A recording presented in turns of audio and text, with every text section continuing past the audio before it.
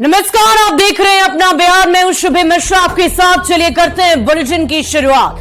INDIA गठबंधन की अगुवाई कर रहे नीतीश कुमार की पार्टी ने कांग्रेस को बहुत बड़ा झटका दिया है। जेडीयू मध्य प्रदेश विधानसभा चुनाव में 5 सीटों पर चुनाव लड़ेंगी और इसी को लेकर प्रत्याशियों के नाम की घोषणा भी कर दी गई है। जेडीयू ने मध्य प्रदेश के विधानसभा चुनाव में कांग्रेस से 5 सीट देने की मांग की थी और कांग्रेस ने जब कोई नोटिस नहीं लिया तो जेडीयू अपने दम पर ही मध्य प्रदेश का विधानसभा चुनाव लड़ने का ऐलान कर दिया है। और इससे पहले मध्य प्रदेश में सपा का तालमेल कांग्रेस से नहीं हो पाया था। हालांकि मध्य प्रदेश में समाजवादी पार्टी का एक विधायक है। सपा वहां कांग्रेस से 6 सीटें मांग रही थी। कांग्रेस ने शुरुआती बातचीत के बाद सपा के लिए सीट छोड़ने से इनकार कर दिया, जिसके बाद सपा ने अभी तक 41 प्रत्याशियों के नाम की घोषणा कर दी है, जबकि आम आदमी पार्टी ने अभी तक 69 प्रत्याशियों के नाम की घोषणा कर दी है। आईएनडीआईए गठबंधन लोकसभा चुनाव 2024 को लेकर बीजेपी विरोधी दल एकजुटता का दावा करता है, लेकिन 2024 का सेमीफाइनल माने जा रहे विधानसभा चुनाव में ही विपक्षी दलों की एकजुटता बिखरती हुई नजर आ रही है, जिसकी भविष्यवाणी बीजेपी और एनडीए के नेता कर रहे थे। सवाल है कि जिन दलों के बीच विधानसभा चुनाव में एकजुटता नहीं बन पाई, वो लोकसभा चुनाव में मोदी का मुकाबला कैसे कर पाएंगे। सवाल तो ये भी है कि क्या आईएनडीआईए गठबंधन की एकता की पोल खुल गई है।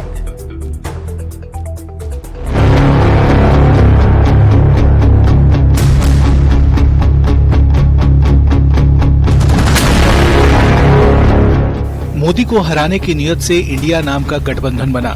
विचार न मिलने के बावजूद भी विपक्षी दल एक साथ आए, एक मंच पर आए और साथ साथ मिलकर बीजेपी को हराने का दावा किया।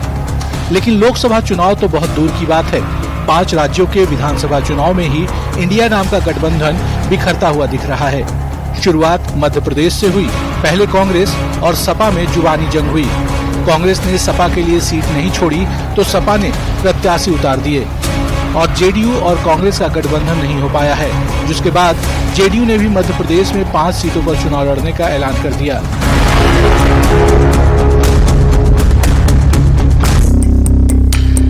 जेडीयू ने एमपी में 5 सीटों पर चुनाव के लिए प्रत्याशी के नाम की घोषणा कर दी।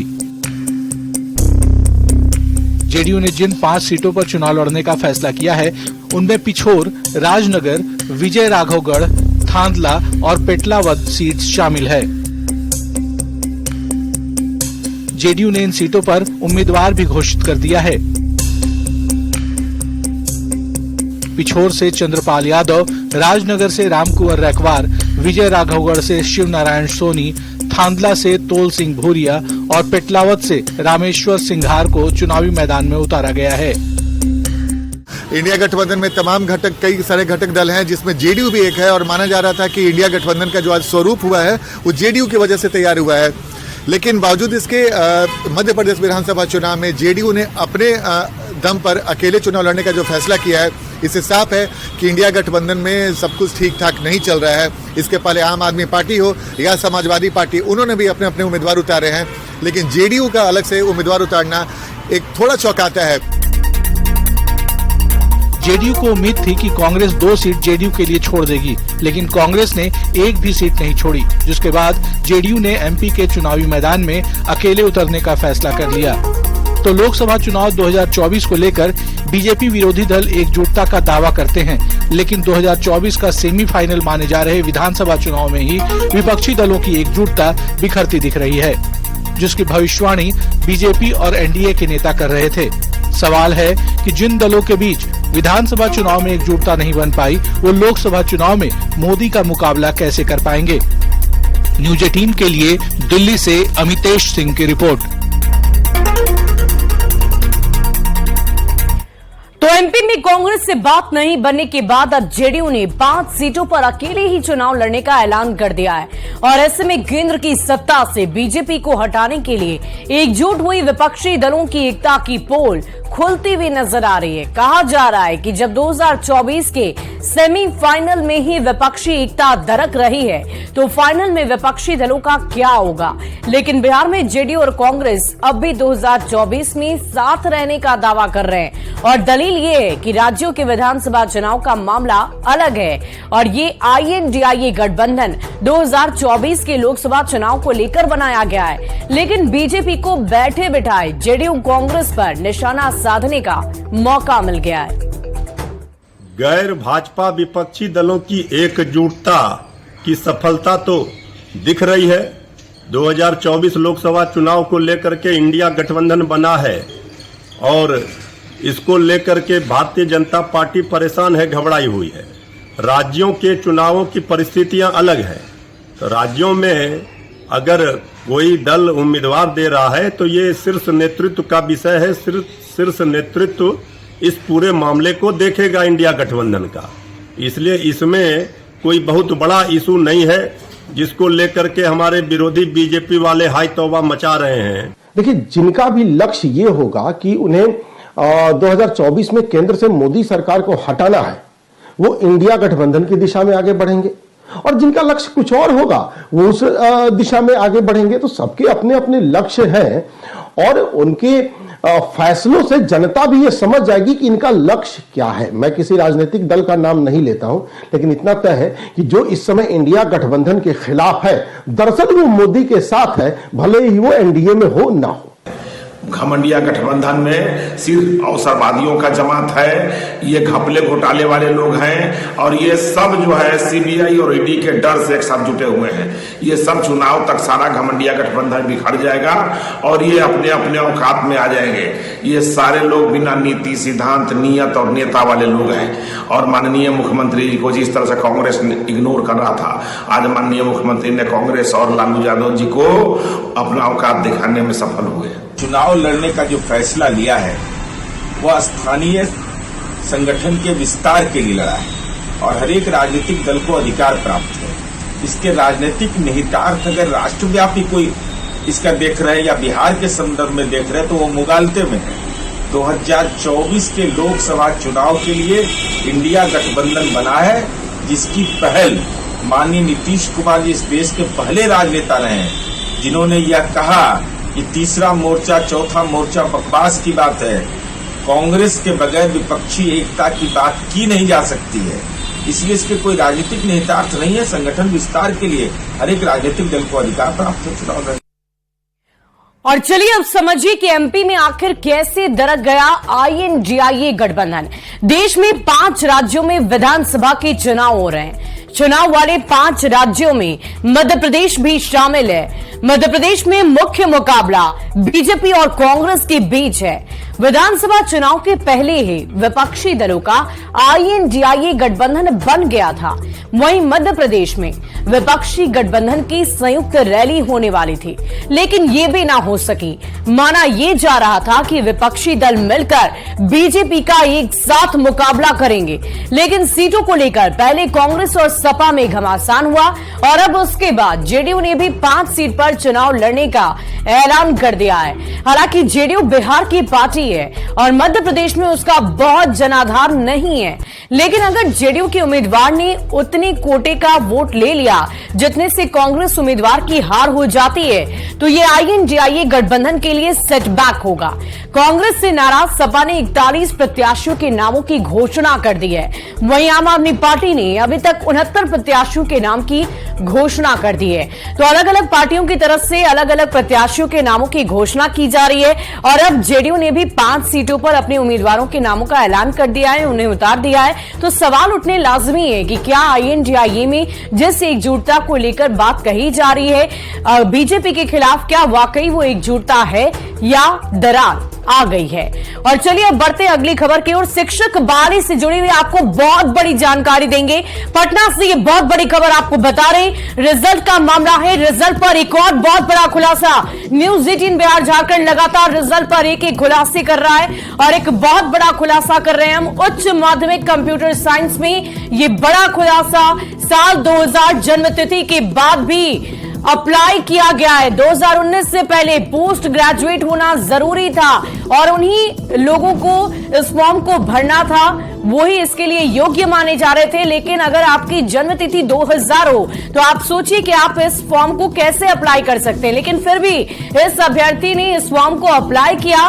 2019 में एसटीईटी की डिग्री जरूरी मानी जा रही थी। बीपीएससी के रिजल्ट में करिश्मा हुई पास, यानी कि इस अभ्यर्थी का नाम करिश्मा बताया जा रहा है। विभाग के लिए ऐसे अभ्यर्थी चुनौती का सबब बन गए। फाइनल डीवी में यानी कि डेटा वेरिफिकेशन में भी कई ऐसे अभ्यर्थी हैं जो पास हो चुके हैं। तो बड़ी जानकारी शिक्षक बहाली से जुड़ी हुई आपको बता रहे, और इस पूरी खबर की अधिक जानकारी के साथ पटना से हमारे संवाददाता रजनीश कुमार हमारे साथ फोन लाइन पर हैं। रजनीश, क्या जानकारी है? एक एक कर नए नए खुलासे, नई नई बातें सामने आ रही है। बिल्कुल शुभी, लगातार रिजल्ट निकलने के बाद जो सवाल हैं वो खड़े हो रहे हैं, और फिर से जो करिश्मा नामक जो अभ्यर्थी है, इसकी जन्मतिथि अगर आप देखेंगे तो 2000 में इसने जन्म लिया है, और इसके बाद 2000 से आप अगर जोड़ेंगे तो 2023 है ये। लेकिन 2019 में ये एसटीईटी पास होना अनिवार्य था, क्योंकि कंप्यूटर साइंस की अभ्यर्थी है ये, और उच्च माध्यमिक के लिए इसने फॉर्म फिलअप किया था। न्यूनतम जो उम्र होनी चाहिए 21 साल होनी चाहिए थी, और 2019 में अगर इसने एसटीईटी पास कर लिया तो उसके बाद बीटेक की डिग्री या एमटेक की डिग्री या फिर जो एमसीए है वो इसने कब किया। तो ये तमाम सवाल हैं कि 2000 से लेकर 2023 के बीच में इसने कितनी डिग्रियां हासिल कर ली। हालांकि फाइनल वेरिफिकेशन में ये पास की है या फेल की है, ये आयोग जाने या शिक्षा विभाग जाने। हमारा सवाल यही है कि बीपीएससी ने पहले जो डॉक्यूमेंट्स वेरिफिकेशन कराया था, क्या महज वो सिर्फ ट्रायल था? उसके बाद अगर रिजल्ट जारी किया गया है, और रिजल्ट के बाद अगर शिक्षा विभाग के द्वारा डॉक्यूमेंट्स वेरिफिकेशन में भी ऐसे अभ्यर्थी पकड़ में नहीं आ रहे हैं और ऐसे अभ्यर्थी टीचर बन जा रहे हैं, तो निश्चित रूप से, क्योंकि जो ट्रेनिंग में भेज जा रहे हैं उन्हें लेटर मिल रहा है, और लेटर से पहले जो तमाम प्रक्रियाएं हैं, क्या सिर्फ वाटर मार्क देखकर फाइनल वेरिफिकेशन अगर किया जा रहा है, तो निश्चित रूप से सवाल खड़ा हो रहा है। बीपीएससी और शिक्षा विभाग ने अगर ठनी की, आपको याद होगा कि के पाठक ने बीपीएससी के साथ एक तरह से पत्राचार करके जो लड़ाई की शुरुआत की थी, और जो ठनी थी दोनों के बीच में, मामला यही था कि बीपीएससी को वेरिफिकेशन करने का उस समय अधिकार नहीं था, ये कहा गया था। बीपीएससी ने वेरिफिकेशन किया, उस पर सवाल खड़ा हुआ, और वो वेरिफिकेशन किस काम का, जिसके बाद भी रिजल्ट जारी हो रहा है। यानी एसटीईटी पास है नहीं, जो एकेडमिक क्वालिफिकेशन है वो जो है स्टेट से पहले है नहीं, ये तमाम चीजें जो है बिना जानकारी लिए रिजल्ट जारी हो जा रहा है, और फाइनल वेरिफिकेशन में भी ऐसे अभ्यर्थी पास कर जा रहे हैं। न्यूज 18 ने कंप्यूटर साइंस से लेकर जो सोशल साइंस है, इसके साथ साथ जो बाकी विषय है उसका खुलासा किया। और आपको बता दें कि मैथ में ऐसे ही फहरिस्त है कि लगातार एक ही सीरियल नंबर से जो है, अगर लाइन से आप देखेंगे तो लगभग 80 से 85 अभ्यर्थी जो है पास है, बीच में कोई गैप नहीं है। आखिर ये कैसे हो रहा है? जो ट्रांसपेरेंसी की बात कही जा रही थी कि एग्जाम में गड़बड़ी नहीं हुई है, हम मानते हैं एग्जाम में गड़बड़ी नहीं हुई है, लेकिन रिजल्ट के बाद जो डॉक्यूमेंट्स वेरिफिकेशन हो रहा है, इस पर तो सवाल उठ रहा है। बीपीएससी ने अगर रिजल्ट दे भी दिया है तो क्या जो वेरिफिकेशन की प्रक्रिया है यही होनी चाहिए कि सिर्फ वाटर मार्क देखकर और बीपीएससी के जो डॉक्यूमेंट्स हैं उसको क्रॉस चेक करके हम जो है सीधे लेटर थमा दें?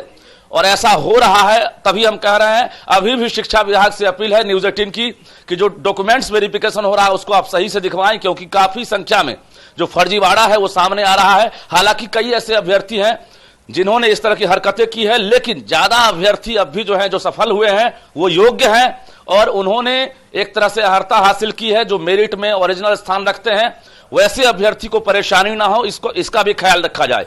वाकई रजनीश, जो परीक्षा है वो पूरी पारदर्शिता के साथ भले ही ली गई हो, लेकिन जो रिजल्ट में गड़बड़ी आ रही है उससे स्पष्ट समझ में आ रहा है कि जो योग्य अभ्यर्थी हैं उनका भविष्य अब अधर में है, क्योंकि बार बार न्यूज 18 एक एक अभ्यर्थियों के अलग अलग जो समस्याएं हैं उनको दिखा रहा है। लेकिन सवाल तो ये भी है कि ऐसे बहुत सारे अभ्यर्थी अभी होंगे जो न्यूज 18 तक नहीं पहुंच पा रहे और उनके भी रिजल्ट में गड़बड़ी होगी।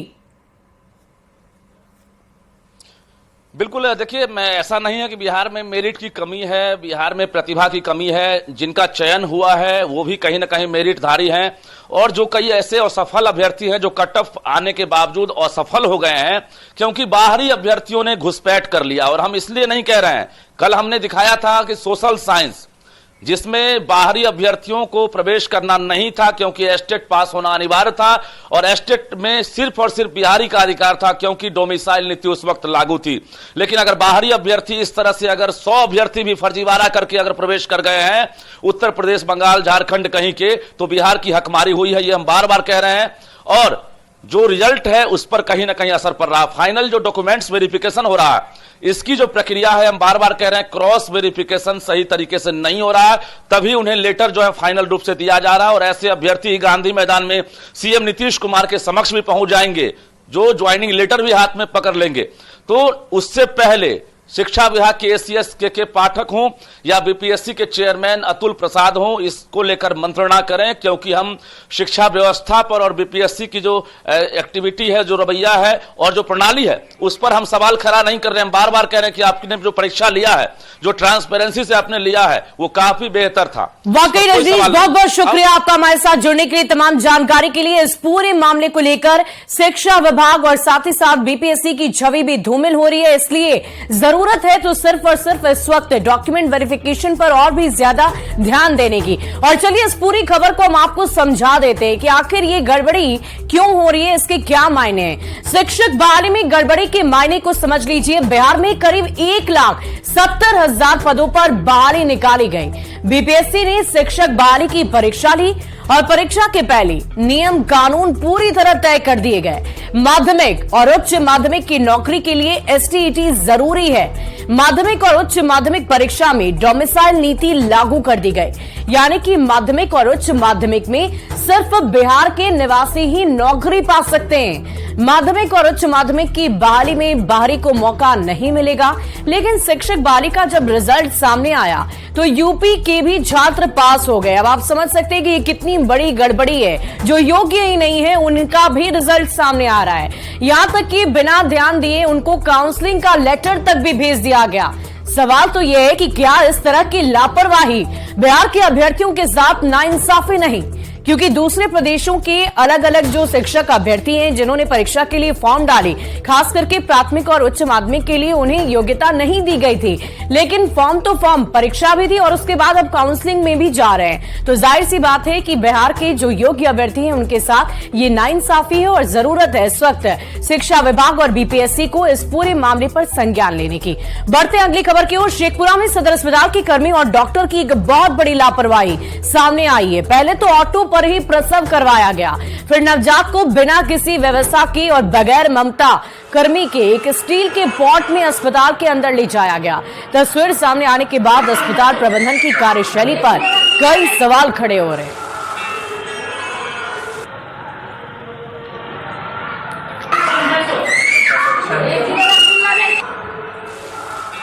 अब ऐसे में न्यूज 18 पूछता है सवाल कि गर्भवती को अस्पताल में सुविधा क्यों नहीं दी गई?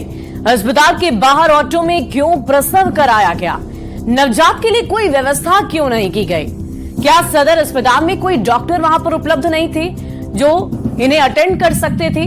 ऑटो में किसकी इजाजत से प्रसव कराया गया है? कोई अनहोनी होती तो आखिर इसका जिम्मेदार कौन होता? तो बार बार सरकार की तरफ से, स्वास्थ्य विभाग की तरफ से बेहतर स्वास्थ्य व्यवस्था को लेकर लाख दावे किए जाते हों, लेकिन जब तस्वीरें सामने आती हैं तो वो हकीकत को बयां कर जाती है।